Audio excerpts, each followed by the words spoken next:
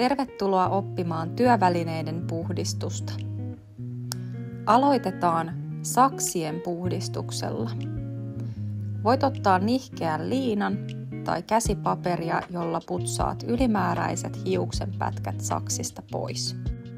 Muista käsitellä saksia varovasti ja kevyellä paineella, jotta et saa haavoja sormiisi tai vahingoita saksia. Kun ylimääräiset hiuksenpätkät ovat saatu pois, käytämme tällaista desinfiointisuihketta saksiin.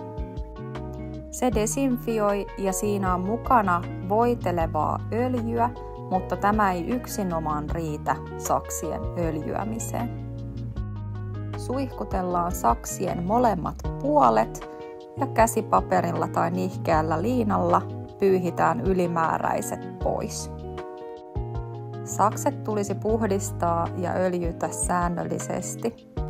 Puhtaat sakset ovat hygienisemmät ja mukavampi työskennellä.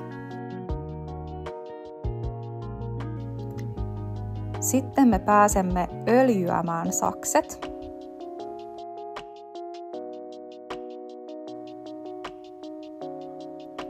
Tässä on öljypullo. Käännetään sakset nurinpäin.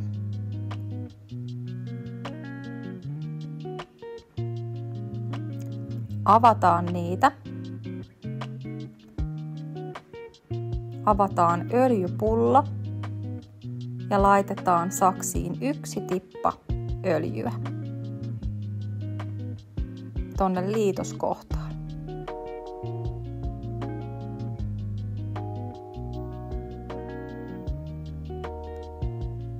Sitten vähän napsutellaan saksia kiinni ja pyyhkäistään paperilla ylimääräiset öljyt pois. Nyt on sakset puhdistettu ja öljytty. Seuraavaksi käsittelyssä on hiustenleikkausveitsi. Mä käytän paperia apuna siinä, että mä saan liuvutettua ton teräosion pois. Laitetaan terä aina teräpankkiin. Kun terä on turvallisesti irroitettu, me voimme puhdistaa tämän hiusveitsen tiskiharjaa apuna käyttäen pesuainetta. Käytetään näitä Asteri-pesuaineita työvälineiden puhdistukseen.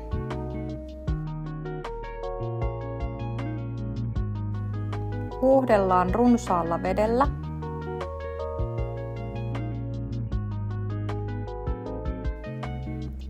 Kun veitsi on puhdistettu, käytämme vielä tällaista Easy-Des desisuihketta.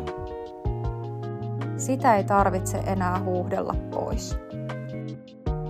Sitten kampojen puhdistus. Voidaan käyttää tämmöistä pikkuharjaa. Se on kätevä, sillä tällaisella pienellä harjaksella pääsee hyvin tonne kampojen piikkien väliin. Näitä kampoja kannattaakin puhdistaa piikkien suunnan mukaisesti sivuttain sekä sitten pitkittäin, jotta varmasti jokainen väli saadaan puhdistettua.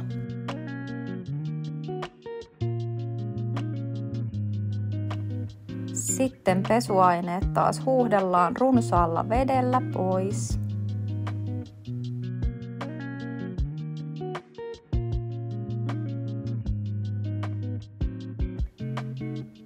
Ja suihkitaan taas Easy-Des suihketta ja laitetaan kampa kuivumaan. Sitten on tämmöisen pyöröharjan vuoro. Mulla on tässä tämmönen pieni työkalu, minkä avulla voidaan ottaa noita irtohiuksia sieltä harjaksien välistä. Tämmöiset toimii tosi näppärästi.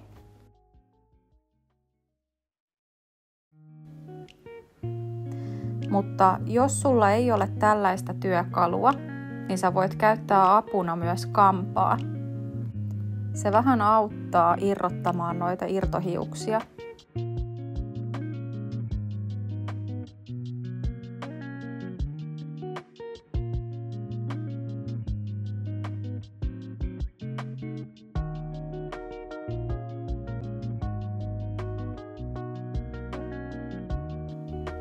Ja sitten kun kaikki irtohiukset on saatu pois, niin päästään tiskaamaan tämä harja. Ja käytetään edelleen tuota Asteri-pesuliuosta ja tiskiharjaa apuna käyttäen. Pyöröharjoissa on aika tiiviit nuo harjakset, niin on tärkeää, että me päästään jokaisen harjaksen väliin käsittelemään ja puhdistamaan se harja.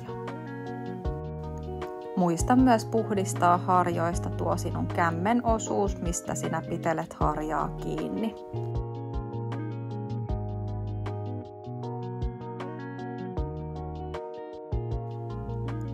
Ja jälleen suihkutamme harjan Easy Desi-suihkeella ja jätämme harjan kuivumaan.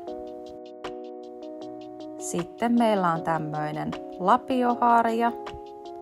Samalla tyylillä kuin edelliset on puhdistettu, eli Asteria ja tiskiharjan avulla puhdistetaan harja. Parturikampaajan työvälineet ovat yleensä henkilökohtaiset ja sinä itse vastaat sinun työvälineidesi puhtaudesta.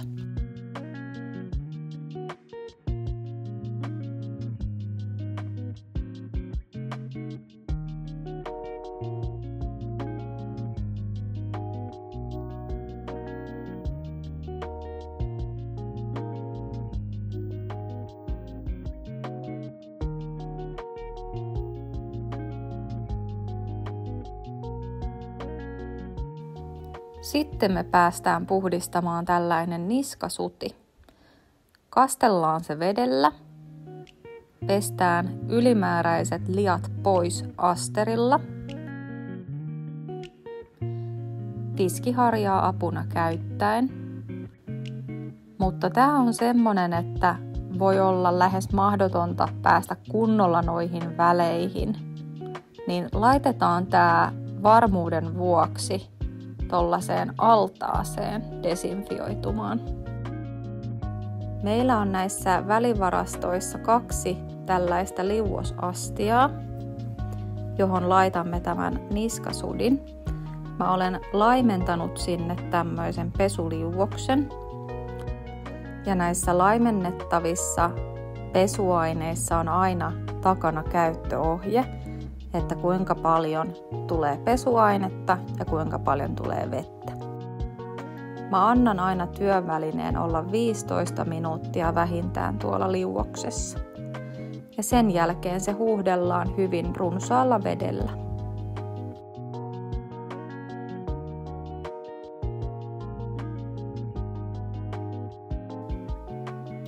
Sitten puristellaan ylimääräiset vedet pois ja kannattaa laittaa tämä niskasuti kuivumaan aina lappeelleen pöydän päälle.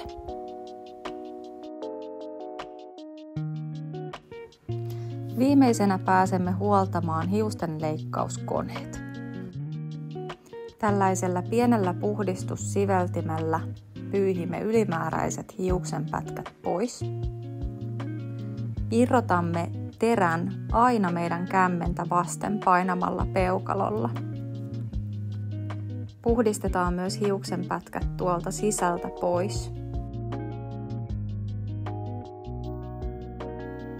Kun asetamme terän takaisin, laitamme sen varovasti, jotta osat menevät kohdikkain. Käytämme desinfioivaa ja voitelevaa puhdistussuihketta. Sitä laitetaan tuohon terän kohdalle molemmin puolin. Voimme pyyhkäistä ylimääräiset paperiin. Sitten myös todella tärkeä osuus, eli koneen öljyäminen. Avataan öljypullo ja laitetaan tonne molempiin reunoille 1 tai 2 tippaa öljyä ja laitamme koneen päälle hetkeksi.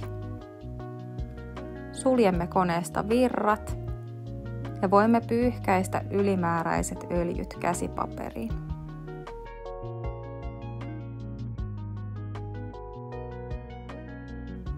Isosta leikkauskoneesta tallat pestään aina Asterilla ja suihkutetaan Easy Des-suihkeella.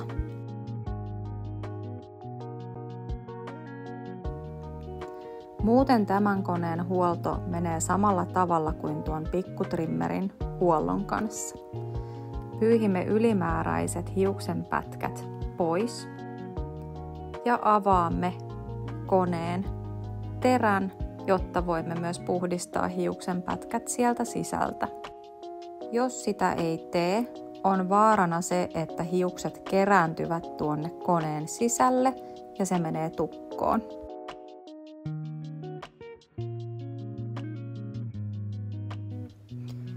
Ja taas kun laitamme terän kiinni, katsomme, että kohdat ovat hyvin vastakkain ennen kuin painamme sen lukkoon. Nämä Mosserin koneet on aika helppoja ja kivoja huoltaa, koska ne osat menevät aina hyvin kohdikkain. Suihkuttelemme taas desinfioivalla suihkeella, pyyhimme ylimääräiset pois käsipaperiin ja seuraavaksi öljyämme koneen. Pari pisaraa molemmille reunoille, kone hetkeksi päälle.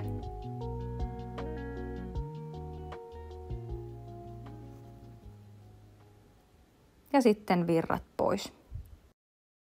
Kiitos kun katsoit ja pidät huolta työvälineidesi hygienisyydestä.